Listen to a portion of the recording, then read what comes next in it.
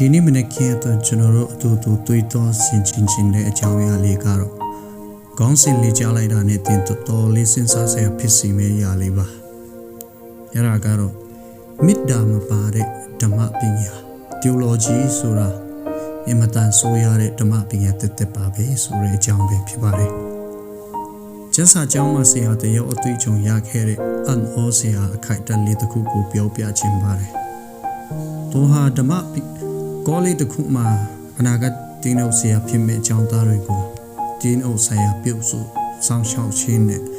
ဆွေးနွေးတိုင်ပင်ခြင်းပေါ့ Pastoral Care and Counseling ဘာသာရပ်ကိုတင်ချပြနေတဲ့အချိန်ဖြစ်ပါတယ်။ကျောင်းသားတော်တော်များများကဒီဘာသာရပ်ကိုမတင်ချင်ကြပါဘူး။သူတို့ရဲ့ထင်ကဓမ္မပညာပိုင်းဆိုင်ရာခိုင်မာပြီးတော့ကျမ်းစာကိုတိတိကျကျဖွင့်ပြနိုင်တဲ့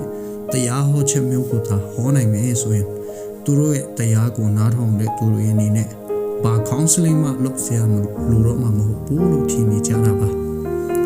ဒါကိုသိနေတဲ့ဆရာဖြစ်သူဟာစာတင်နစ်ဆဆချင်းမှာပဲဘဝတွေပြိုကွဲပျက်စီးနေတဲ့လူတွေအကြောင်းနဲ့အဲ့ဒီအခက်အခဲတွေကနေကြော်ဖြတ်နိုင်ဖို့သူ့စီကိုဘယ်လိုရောက်လာရောက်အကူအညီတောင်းခံခဲ့ကြလဲဆိုတဲ့ဇာတ်လမ်းတွေကိုအရင်ဆုံးပြောပြပါတယ်ကျောင်းသားတွေဘက်ကတော့ဟုတ်ပါပြီဆရာကျွန်တော်တို့နားလည်ပါပြီဒီဘာသာရပ်ကတင်ပြမယ့်အရာတွေကိုကျွန်တော်တို့တကယ်လိုအပ်ပါတယ်လို့ဝန်ခံလာမယ့်အချိန်အထိဆရာကအဲ့ဒီဇာတ်လမ်းတွေကိုပြောပြနေခဲ့ပါတာဒါပေမဲ့ဇာတ်လမ်းတစ်ပုဒ်ရဲ့အလေလောက်မှာကျောင်းသားတယောက်ဟာလက်ညှိုးထောင်ပြီးတော့အခုလိုပြောလာပါတယ်ဟုတ်ပါပြီဆရာကျွန်တော်တို့အတင်းတော်တွေမှာဒီလို project တွေရှိလာမယ်ဆိုတာကျွန်တော်တို့သိပါပြီကျွန်တော်တို့ရဲ့တကယ်ဓမ္မအမှုကိုမြတ်တဲ့ကိုမြင်ပြန်သွားလို့ရအောင်အဲ့ဒီ project တွေကိုဘယ်လိုရှင်းထုတ်ရမလဲဆိုတာတော့ပဲပြောပြပေးပါတဲ့ဒီစကားကိုကြားလိုက်ရတဲ့အခါဆရာဖြစ်သူကတော်တော်လေးအံ့ဩတင်သွားပါတယ်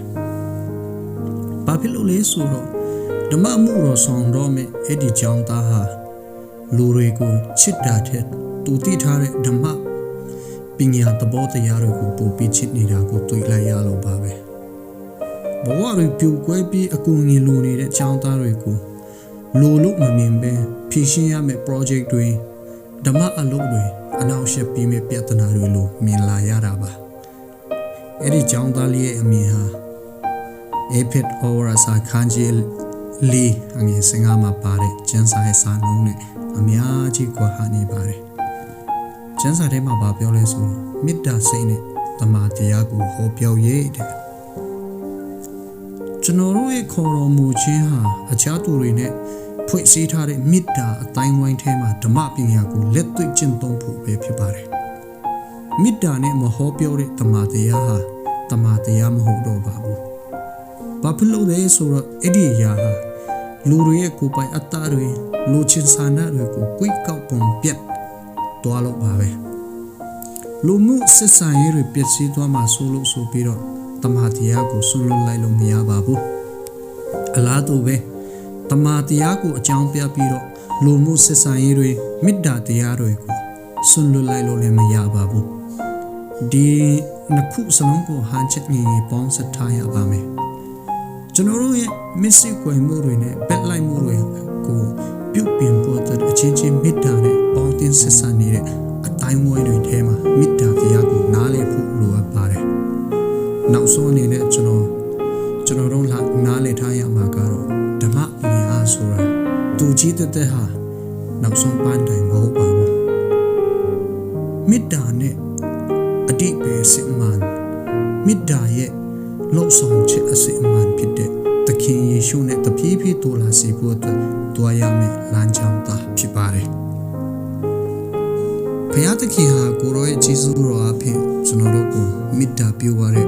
အတိုင်းဝိုင်းဖြစ်ဖို့ဓမ္မပညာပိုင်းဆိုင်ရာစင်ကြယ်ဖို့ဒီနှစ်ခုစလုံးအတွက်လိုအပ်တာတွေကိုပြည်သနာထားပါတယ်။တခုခုကိုဆွလွတ်လိုက်တာဟာမေတ္တာပြတ်ကွခြင်းဖြစ်တယ်လို့ဆိုရတဲ့ဓမ္မပညာလည်းဖြစ်သွားစေပါတယ်။ဘုရားသခင်ရဲ့တမန်တရားကိုအလျှော့ပေးလိုက်တာဖြစ်တယ်လို့ကျွန်တော်တို့ရဲ့ခေါ်တော်မူခြင်းကိုညှင်းပယ်လိုက်တာလည်းရောက်ပါတယ်။နှိမ်ချတဲ့မေတ္တာအတိုင်းဝိုင်းထဲမှာနေထိုင်ခြင်းကသာ ဖယားသခင်ရဲ့နှုတ်ကပတ်တော်ကိုအကောင်းဆုံးနားလည်နိုင်မဲ့နေရာမှာပဲဖြစ်ပါတယ်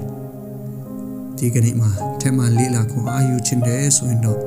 အေဖစ်အိုရစာခန်းကြီးလေးငယ်တစ်ကနေစကြောအထက်ကိုဖတ်ရှုနိုင်ပါတယ်ခင်ဗျာ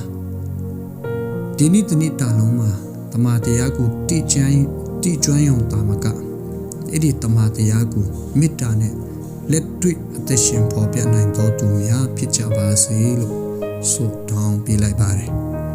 မင်းနဲ့မင်းနဲ့ခင်မှာပြန်လဲဆုံးတွေ့ကြပါမယ်ခင်ဗျာ